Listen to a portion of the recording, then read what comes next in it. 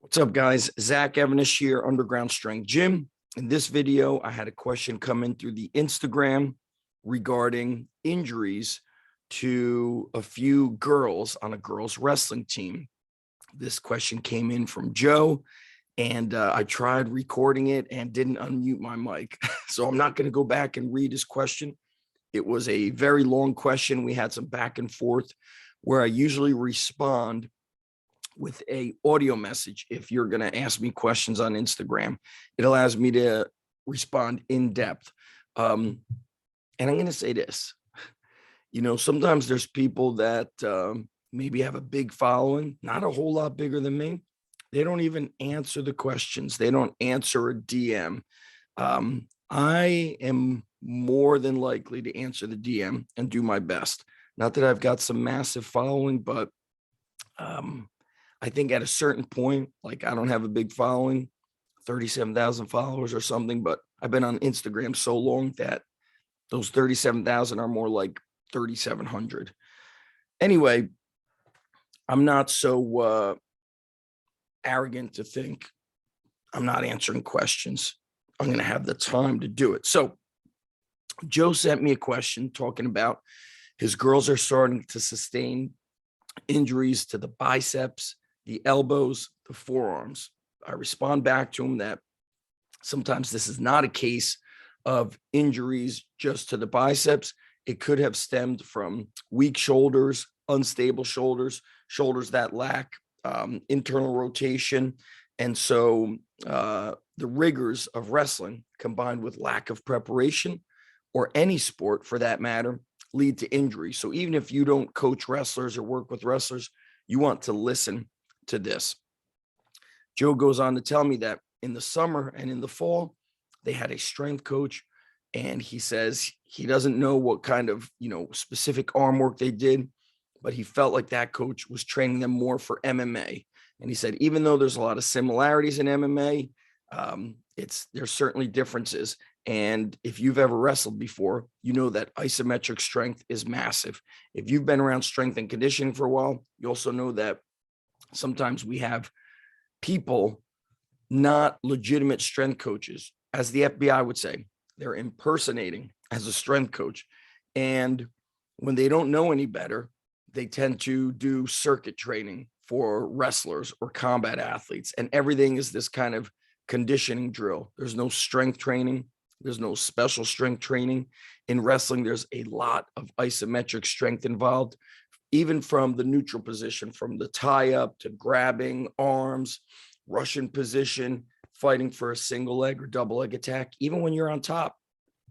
And he said that the girls during matches or after a match will make comments like, my arms are dead, I can't feel my arms.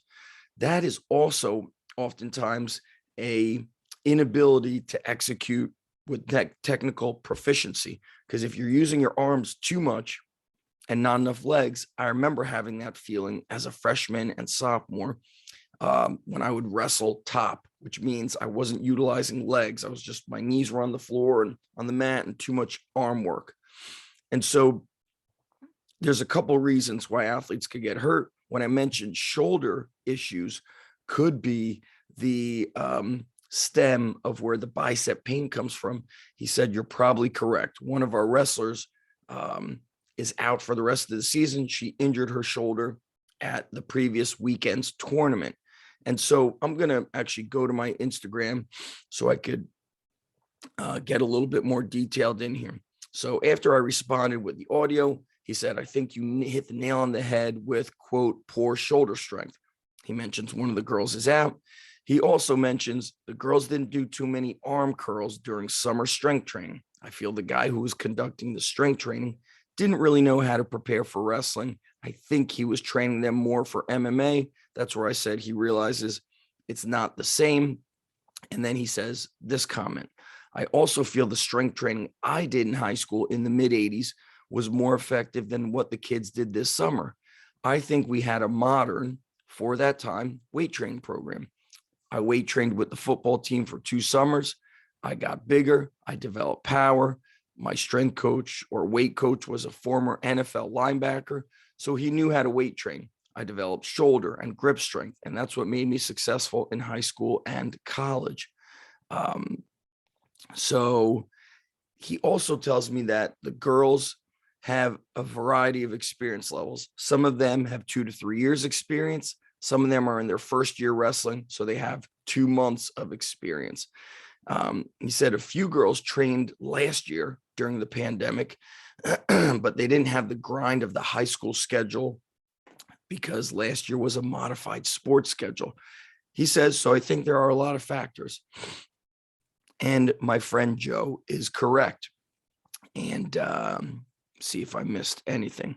So when he talks about the injuries, he says, we're getting injured quite frequently in the arms, at the bicep, elbow, shoulders, and forearms.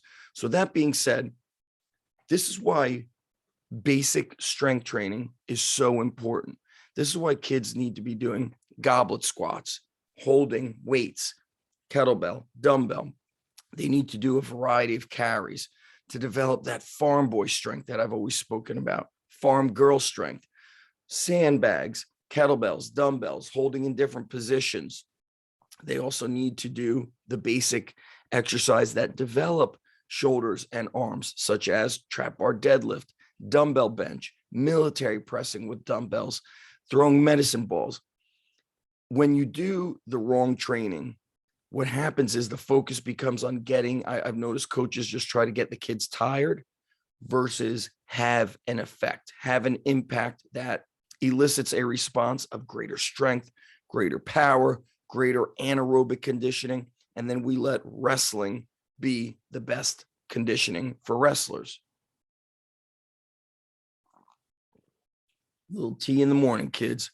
So that being said, how can we make a correction now during the season? So as of this video, it's January 27th. Here in New Jersey, we start having our district tournament in about 2.5 weeks. So guess what? Results can happen through basic strength training. I would get the girls on a real basic program. You could do it either before practice, and I do this at my school. We train 2 parts of the wrestling team, kind of the freshman and JV team. They train for 45 minutes, then they go and wrestle. Whereas varsity wrestles for 45 minutes, maybe an hour, then they come meet me and lift. They've also done the opposite schedule. In college, you could, of course, train in the morning, come back, later. You have a more optimal schedule. But here's what I would do. Get these girls doing goblet squats, weighted lunges, recline rowing, dumbbell benching, military press, curls, get a mini band, do a lot of tricep push downs to build up the elbows, face pulls, band pull aparts. I want to see dead hangs, hanging knee raises. These are all things I discuss inside the Underground Strength Academy. I discuss this progression and preparation in sport in both of my certifications, whether it's the Underground Strength Coach cert or the Strength and Sport Performance Coach cert. I teach coaches how to build athletes up. You could also do some very basic grip strength. Now, a lot of people are not a fan of doing the wrist curls, but they're good. They build muscle. They get blood flow in there, which helps bring in new oxygen and nutrients and helps flush out maybe some damaged tissue and cells. You could also do light dumbbell hex holds. So I would get these girls lifting 3 days a week, every other day for about 30 minutes. It would be tremendous for them. And what's cool is in 2 to 3 weeks is where we start seeing a change. And at my high school, I'm training more girls than ever before.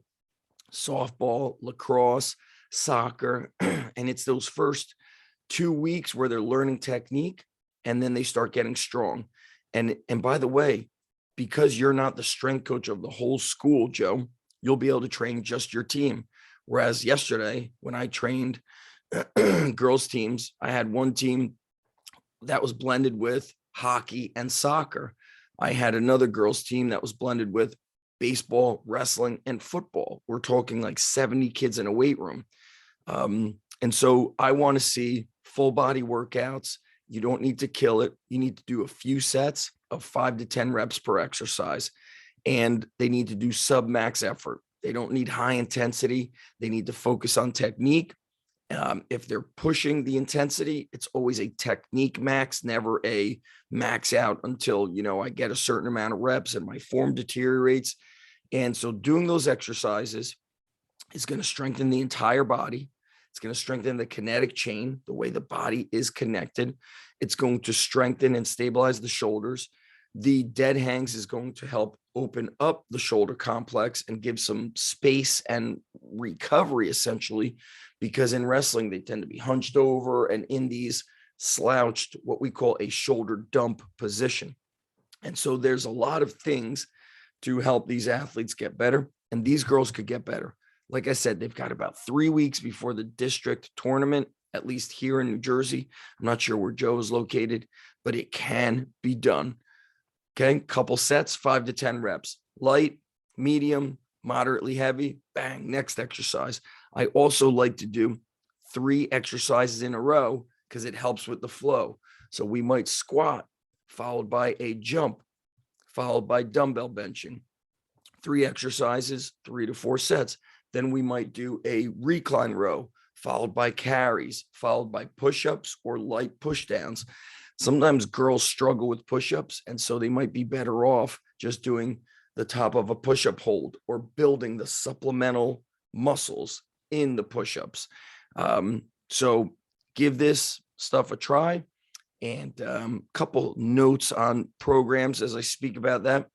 If you are a high school coach trying to implement strength and conditioning, on my Train Heroic program, it's called Gladiator Strong. One of the standalone programs is called High School Strong. So you could purchase it for a team. The kids will have access to it from the Train Heroic app, and they could follow the program. It's very basic. It doesn't look fancy, but as I've said to many, sometimes the thing that looks the simplest on paper or on the whiteboard or on the computer, whatever people are using, is oftentimes the toughest.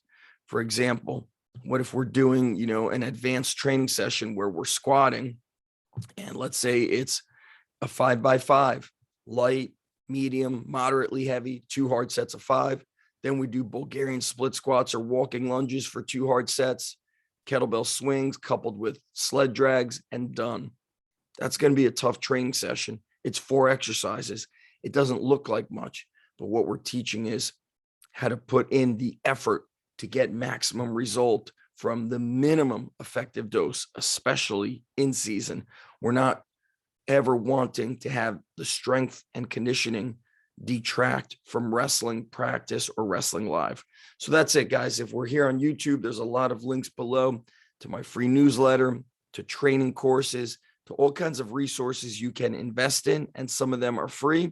And I think I've got like 5,000 free YouTube videos, thousands. I got to have thousands of articles that are free. I've been writing for about 20 years now. Probably started in 02, 03. So if you're cheap, there you go. A lot of free stuff. And it's so expensive, it's free. But you know why it's expensive? Because now you have to do the work. You have to research to find what you need, which isn't that hard. You could use the search button on my website or here on YouTube. This is on Instagram. Drop a comment. There's a link tree here, and you guys can take action like that. Talk to you guys soon.